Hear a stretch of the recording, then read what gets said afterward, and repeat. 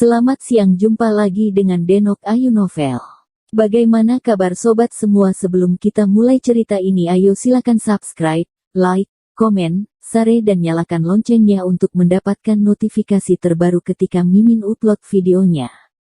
Bab 1007 Penguasa. Seluruh tempat dipenuhi dengan nafas aneh itu. Setiap orang memiliki getaran di dalam jiwa mereka, seperti tercekik. Semua orang panik, tetapi mereka sangat penasaran dan rasa ingin tahu yang besar. Mereka berkumpul jadi satu menatap cahaya dengan mata tajam, penuh dengan ketakutan dan harapan. Ari Sugong hanya bisa menatap cahaya yang menyilaukan itu, melihat cahaya itu semakin bersinar kuat. Nafasnya menjadi lebih kuat, dan ekspresi Ari Sugong menjadi semakin serius. Dia mengerutkan keningnya, terlihat ada kegelisahan di matanya.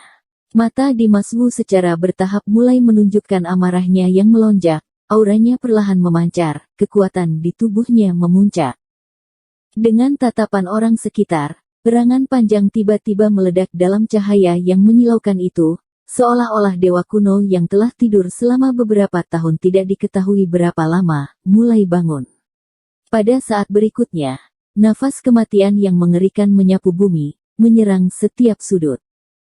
Di atas langit, ada langkah kaki yang berat. Ledakan. Peng, peng. Langkah kaki itu keras dan kuat, seperti gunung raksasa yang sedang menginjak. Itu menyebabkan bergetar dan mengejutkan. Kepanikan orang-orang di tempat kejadian semakin meningkat, hati mereka gemetar, hati semua orang bergetar hebat, kaki semua orang menjadi lemah, tubuh mereka bergetar, hampir tidak bisa berdiri dengan stabil, dan nafas kematian membuat semua orang merasa seperti jatuh ke neraka. Raut wajah Dimas Wu juga menjadi semakin jelek. Itu juga membuat emosi Dimas Wu melonjak.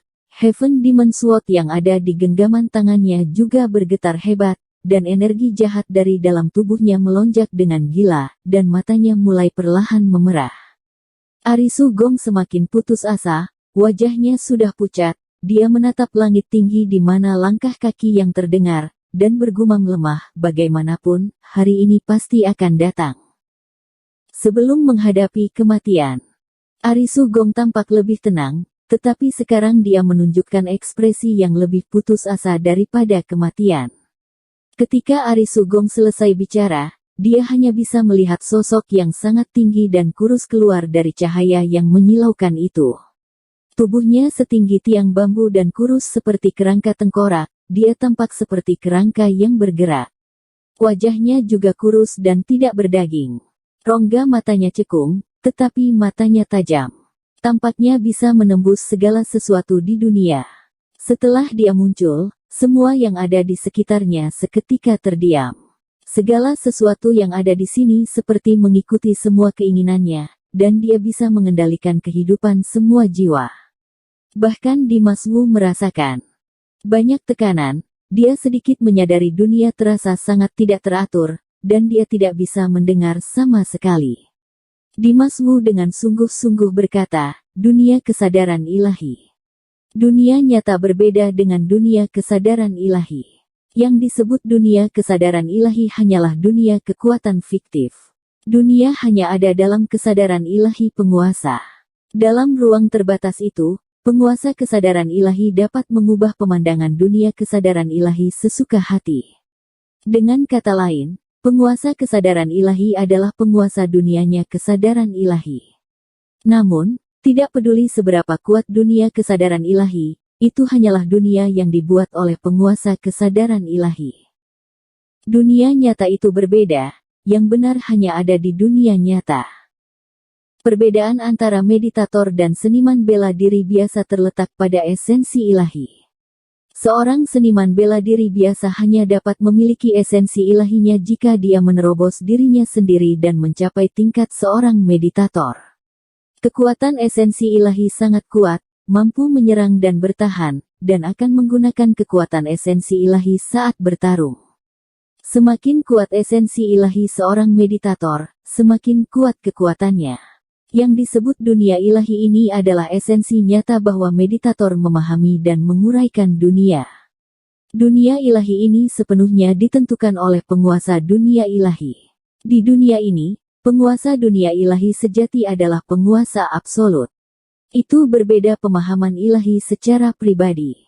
Tingkat integrasinya berbeda, kekuatan yang ditampilkan juga berbeda.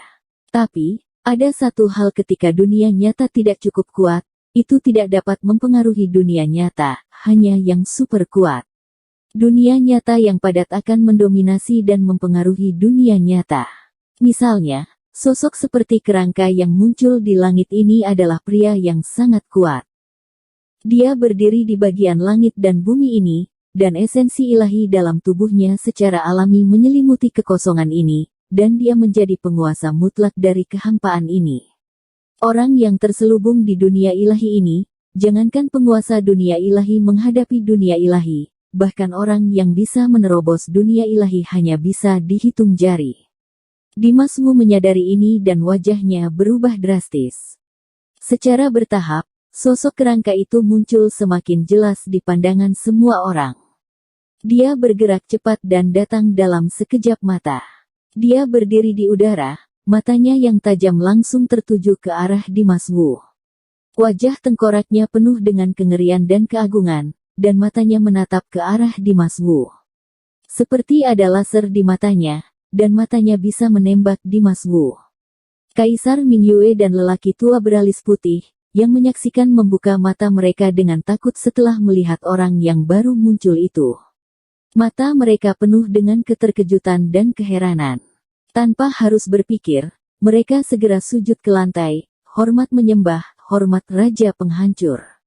Sosok seperti kerangka ini adalah kepala seluruh benua, dan dikenal sebagai Raja Penghancur.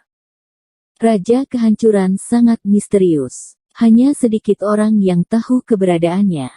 Hanya raja teratas seperti Kaisar Mingyue, guru tertinggi atau seseorang dengan status yang sangat tinggi, baru akan mengetahui Raja Kehancuran. Raja Kehancuran adalah meditator yang memiliki posisi penting, memiliki posisi tertinggi. Kedudukannya tak tertandingi dan tak tergoyahkan. Dan alasan mengapa dia bisa mencapai posisi seperti itu adalah karena dia adalah yang terhebat dari perang besar tahun itu, dan dia yang paling menonjol sejak saat itu. Pemilik Heaven Demon Sword dan Raja Penghancur ini memiliki hubungan. Pada saat ini, Raja Penghancur mengabaikan sapaan Kaisar Mingyue dan lelaki tua beralis putih. Matanya masih menatap Dimas Wu sejenak, dan keberadaannya masih sangat menakutkan. Dimas Wu juga memperhatikan Raja Penghancur, amarah yang melonjak di matanya menjadi semakin kuat, dan energi jahat di tubuhnya bergulir. Raja Penghancur seperti Raja Iblis yang tertinggi, sangat menakutkan. Lama tidak bertemu. Tidak tahu berapa lama sudah berlalu, Raja Penghancur berkata dengan dingin kepada Dimas Wu, nada suaranya akrab, seolah dia dan Dimas Wu adalah teman lama yang sudah bertahun-tahun tidak bertemu. Wajah Dimas Wu penuh dengan kebencian, dan nada bicaranya sangat buruk. Berkata dengan sungguh-sungguh, Raja Penghancur, apakah ini nama yang kamu buat untuk dirimu sendiri? Pertanyaan yang penuh dengan sarkasme. Raja Penghancur tidak mengubah ekspresi wajahnya. Dia berkata, "Yah, tidak salah, apalagi ditambah dunia yang kamu kuasai, dan aku akan menjadi penguasanya."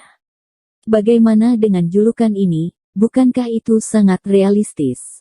Ekspresi bangga muncul di wajah kurus dari Raja Penghancur, dan nada bicaranya sangat arogan, seolah-olah dia di sini untuk memamerkan status dan prestasinya. Dia tidak bersalah pada Dimas Wu, dia hanya seorang pemenang yang bangga.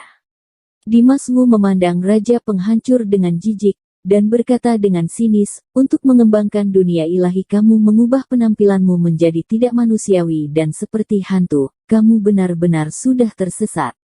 Raja Suci Penghancur tampak acuh tak acuh, dan berkata dengan dingin, dunia ini milikku sekarang, apakah aku masih peduli dengan penampilan? Sebaliknya, kamu juga sudah mengubah dirimu, tapi tidak ada yang berubah. Mau membunuh saja ragu-ragu. Kata-kata Raja Penghancur penuh dengan ironi, tampaknya dia sangat merendahkan Dimas Wu. Saat mengatakan ini, dia juga sedikit melirik ke arah Arigugong, Jelas dia sedang mengejek Dimas Wu karena tekadnya yang kurang bulung dalam membunuh Ari Gugong. Mendengar apa yang dikatakan Raja Penghancur, wajah Dimas Wu tiba-tiba menjadi sangat jelek, dan dengan amarah menatap Raja Kehancuran, dia berkata, "Aku tidak kejam sepertimu, demi mendapatkan kekuatan yang diinginkan, kamu bahkan berani membunuh saudara seperjuangan tanpa berkedip." Setelah itu, mata Dimas Wu tiba-tiba berubah warna. Dia menatapnya dengan penuh kekesalan, dan energi di sekujur tubuhnya melonjak liar, satu demi satu kekuatan yang kuat dan marah dilepaskannya. Dia sangat marah. Bersambung. Terima kasih kepada kalian yang telah menonton video ini. Jangan lupa tekan tombol subscribe-nya dan nyalakan notifikasinya untuk mendapatkan video-video seru lainnya dari Denok Ayu Novel.